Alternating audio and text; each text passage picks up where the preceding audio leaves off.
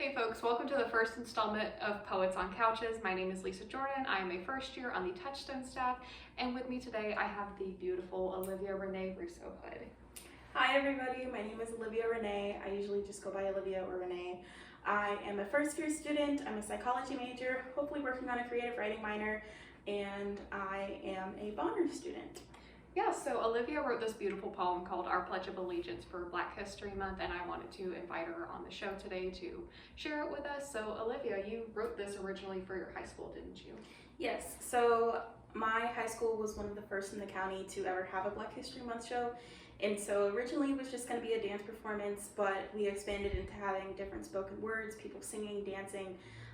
It was more of a festival than it was just a one-day event, and it was amazing. And now I'm happy I get to share it with the Stetson community. Yeah, and she actually included me in the recording process, which I am so honored. But do you want to read an excerpt from the poem for us? Yes, so just to preface what I'm reading, it's basically describing two different types of people in America, how one came for freedom and one came because of an oppressor.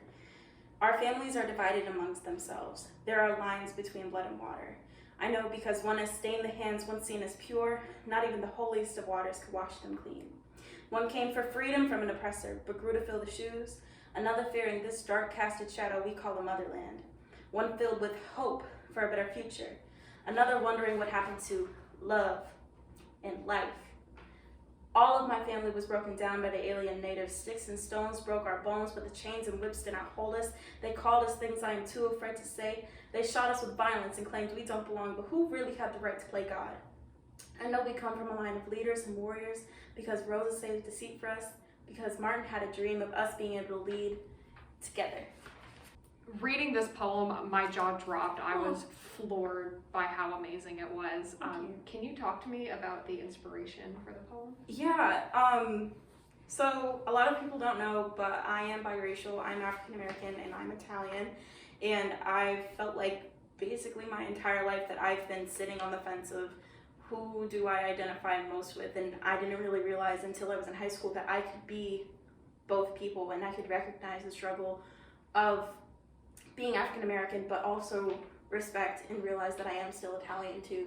So this was dedicated mostly to my family, just because there's a lot of things that I don't really hear about in history class, especially when it comes to being African American. Black history is something that isn't really recognized today, or if it is, we know who Rosa Parks is and we know who Martin is, and that's why I included them specifically, because we all know the specific faces of Black history, but there's so many individuals who have been lost in translation, quite literally, to the point where we try to find things to fight for within society, and we realize that there's been people behind us that have been doing the same thing for years and years now.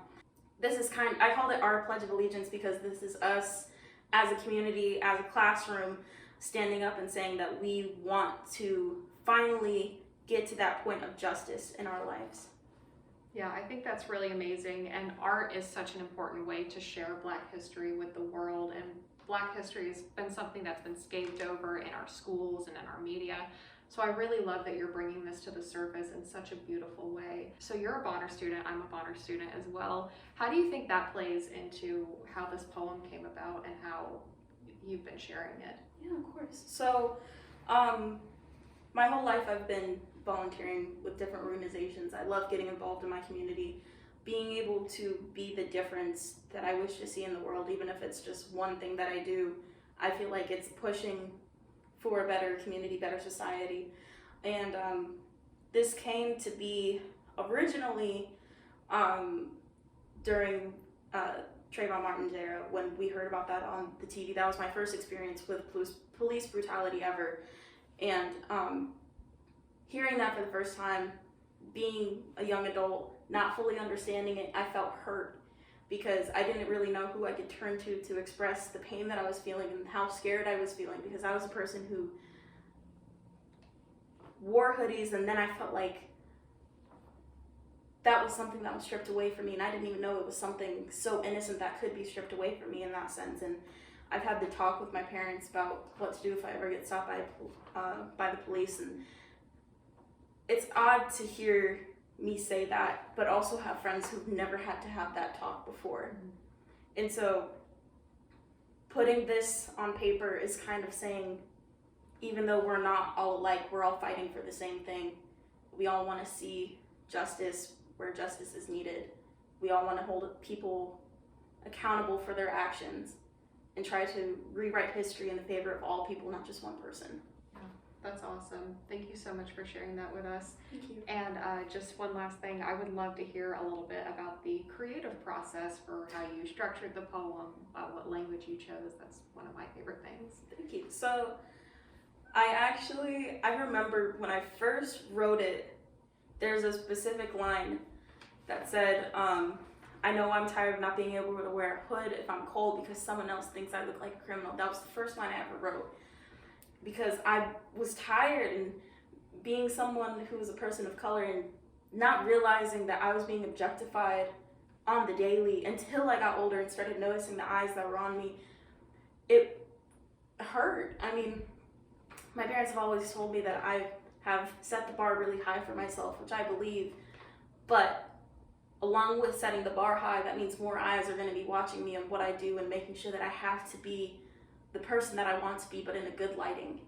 And so I remember telling some of my friends about this, and I knew some of them wouldn't understand. And the first thing that came to mind to me was during Kaepernick's time when he first kneeled during the national anthem. That whole debate that me and my friends and my family had, that's how I came up with the little blurb, Our Pledge of Allegiance.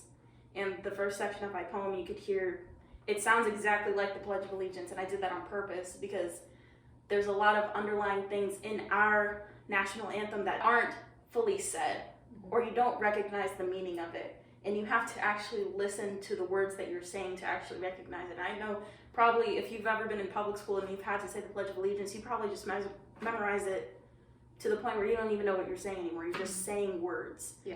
But the point of this is to say the words with confidence and to say them with meaning.